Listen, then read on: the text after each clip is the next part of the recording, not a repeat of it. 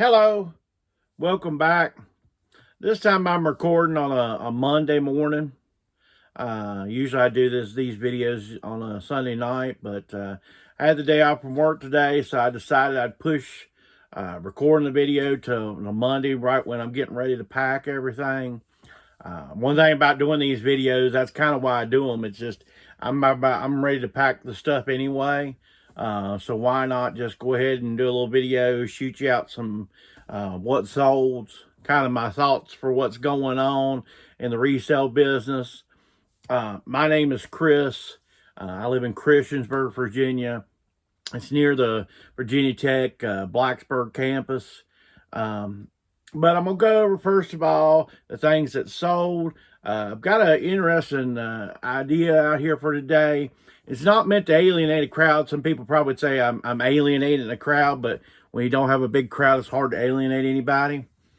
So anyway, we're going to go over the items that sold first. Sold this John Deere cap. Paid $1.99 at the Goodwill for it. Sold it for $15.99, free shipping. For some reason, like if you pick up a John Deere hat with tags, they move pretty good. I mean, this was just the tag that was on it. I had to tear a tag off of it. Was an Ollie's tag for $5.99.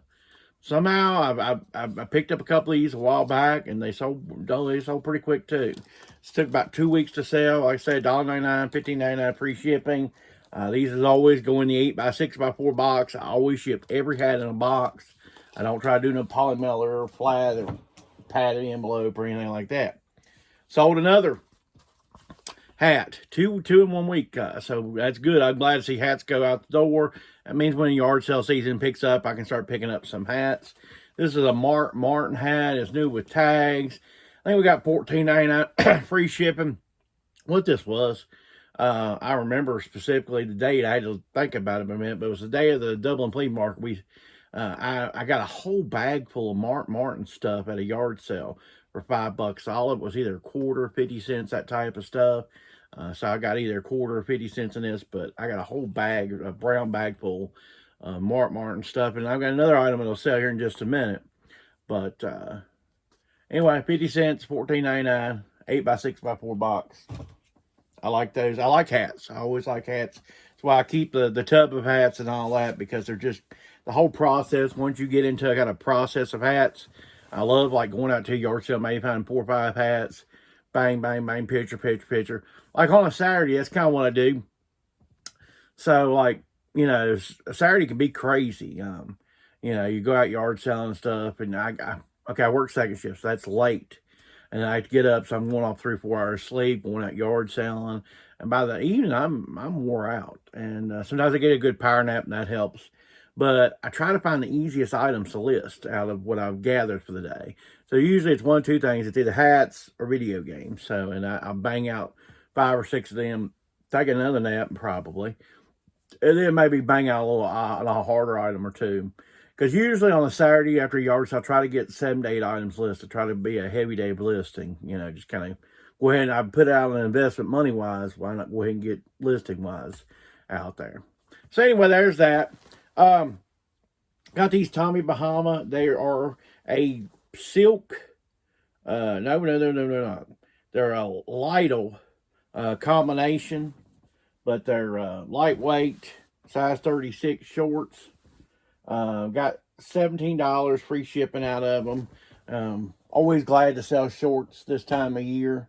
In February, almost March though. We'll save that one for a minute here. Sold this Nike hoodie. What helps like a hoodie like this, big logo, swoosh, the Nike swoosh. It's a large, $25.99 free shipping. This will go in a padded envelope unless it's close. Now we're talking about the Martin hat. We got the Martin shirt here. This is the Martin shirt. This also was either 50 cents or 25 cents. Like I said, I got a whole bag of Martin stuff. There was a big sweatshirt, the Toltec sweatshirt, so that sold a long time ago. This sold, you know, like I said, this was a $14.99, I think, free shipping. But, you know, when you only have a quarter or 50 cents, yeah, I knew the items wouldn't be high price, but at that type of price, I knew there was money to be made. So 2 sales out of that Martin, 2 different people, not the same person. I was flipping through some of my vinyl. I like vinyl, and you'll see next week is our unboxing series. But I'm trying to keep it to a minimalist type idea, maybe 200 or 300 type vinyl. That's kind of it. I'm gonna cap it off. So I was kind of going through some stuff and seeing if I could get rid of it anyway. This is Hall and Oates, of course. But the thing about this one, it's new sealed. But it does have a cut corner, and I did put that in the description and everything. But it has a cut corner. But otherwise, it's new sealed, and I didn't know it was new sealed until I was flipping through there, and I thought this thing's new sealed. So anyway, I mean, it isn't huge, but for another $14.99 pre-shipping type deal. But you know, 50 cents I think again in it. The cost of items this week is way down. I don't see anything here that cost anything huge. So this is something that took a long time. Back in the day, a few years ago, Roar was a good item to get. Roar is not that good. This doesn't have a tag, but when you measure it out, it measures out to about a 3XLT, which should be good. It should sell really quick. And you can see with this Roar, it has embroidery. And, you know, this thing's pretty neat, you know, for the right person. I always like the Roar tag. That's definitely catches your eye. But as you can see, the size here has been tore out. Anyway, took probably at least 2 or 3 years to sell. $25.99 free shipping. Glad it's gone. I know a lot of people won't hold on to items that long, and I get it. I understand why you won't hold on to items that long. It's just downstairs hanging on a thing for me, so don't really matter. This is Columbia. This is an Omniwick type shirt. Nothing fancy. I probably picked it up $1 or $2. The other wouldn't have made more than 2. Got $14.99 free shipping out of it. This took okay a while, maybe about a year to sell. So you're not the greatest. I usually look for the vintage type. The vintage type stuff sells better at Columbia. I must have got it cheap to go ahead and pick it up. One last thing I'm going to go over sold. This is Brooks. Well, actually, we got another thing after that. We got Brooks Brothers, Slim Fit. We got more than that. I got more sales than that. What am I talking? Slim Fit, striped, polo, really cool. It's a Simpa cotton. Got $17.99 free shipping out of that. If you watched before, you've probably seen this sold before. Got returned, as a matter of fact. This is how I package it. And I just slide it in the envelope. It'll be ready to go. Boy, this will be the first thing I slide it back into an envelope and ship. That was Rogue One. Sold again for $16.99 free shipping. If you watched the last haul video I had last week, I got 4 different boxes of cards. Snoopy, Wizard of Oz, I Love Lucy, and Andy Griffith. Anyway, we had about $10 a box. We sold Snoopy for $50 plus shipping. This one sold for about $46 plus shipping. So, you know, that was a really good pickup on those cards. Like I said, I still got I Love Lucy and Andy Griffith. I think they'll sell pretty quickly. So, one last thing, and this is going to kind of tie into our topic. Sold a poster here. This is going to be a fun poster. This is Miss Madonna herself. This is Miss Borderline here. All right, I don't know if I'm getting a good enough picture of her, but if you look up on eBay, I was the only one with this print of her. This is something like back in the day, a teenage girl probably would have had on her wall. But this kind of comes into what I wanted to talk about today. Does Generation X have an advantage on reselling, and maybe even an advantage on eBay as a whole, as a platform? And I'm not going to say one way or the other, in my opinion.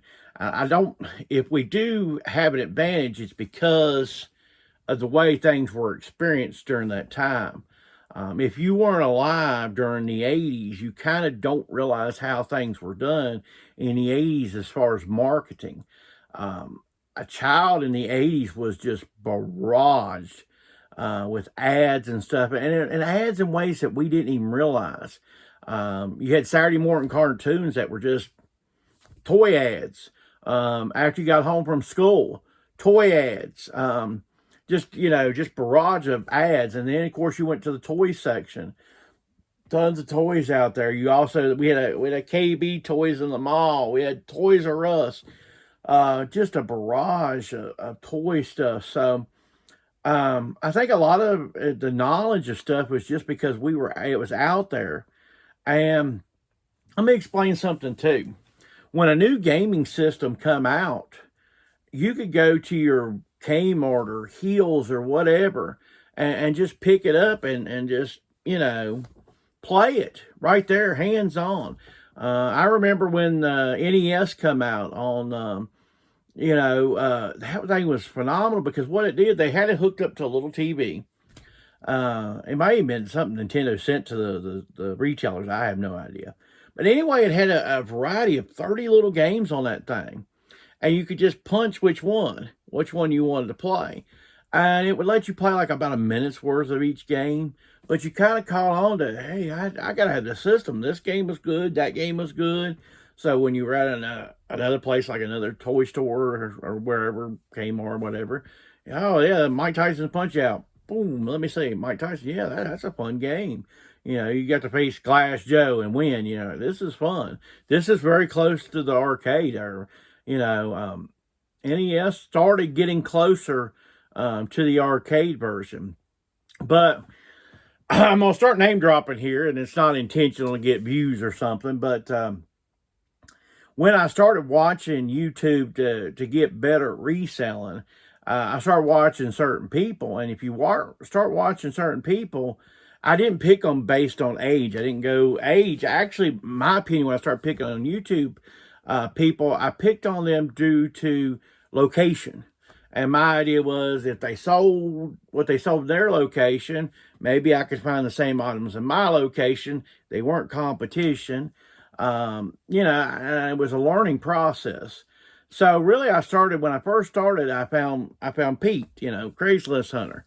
And I think Pete, if he isn't, he's on the beginning edge of what I would call Generation X. And I didn't intentionally watch because of the age of Pete. I just think to this day, I think he's one of the best. Me and him don't resell the same items, but his philosophy and his learning and his pulse on the resale market is just A plus. You can learn so much from Pete just from philosophy and stuff. It's not, I hardly ever resell anything Pete probably would resell, but it doesn't mean I haven't learned tons from Pete. And, and then I started kind of finding other people. Another one was out of Chicago at that time. He's now in Arizona, is Mike, at Globo Voodoo, if you don't know him. Because he's kind of, he does YouTube for a while, and then he goes away a little bit and comes back. But Mike's great. He's really good on reselling. He's tried so many different things. If you want to see different variety, people like, how does storage units work? Or how does this work? Or how does running a thrift store work? Mike has covered the scan of reselling from A, and he's got to be close to Z at this point. But Mike was absolutely great. Learned a lot of stuff from Mike. Of course, Lonnie, me and Lonnie, I'm 48. I think Lonnie's 48, 49, the same thing.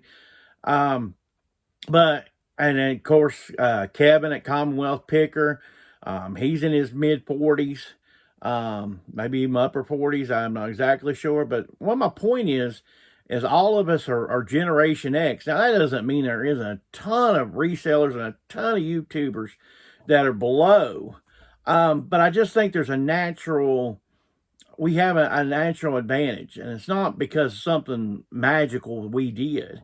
Like I said, it's the way we were marketed to. I seen a while back where Lonnie was doing a ColecoVision, and Candace was asking about these cards things, and they took Lonnie's like, oh yeah, these slide in the controller, and they tell you what to do. With the controller on that particular game, the cards came with the game, and that which was really, really thinking ahead for its time, considering the technology at the time. And that's the type of stuff when you've seen it firsthand as a child and you picked up on it, you know, you knew it when you see it. I can tell you Star Wars figures, He-Man figures, all that. I don't have to see, you know, what era. I don't know. I don't have to look at the little leg to see what era. When I pick one up, I know what I've got in my hand. I know when I've got a G.I. Joe and when I've got a clone G.I. Joe, something knockoff G.I. Joe. I know it because I grew up around it. And, you know, today's, you know, resellers, the younger resellers, it's not that there's not an intelligent level difference. It's that, you know, they didn't preach it firsthand. They weren't marketed to death. I don't even think today's toys are that marketed that great.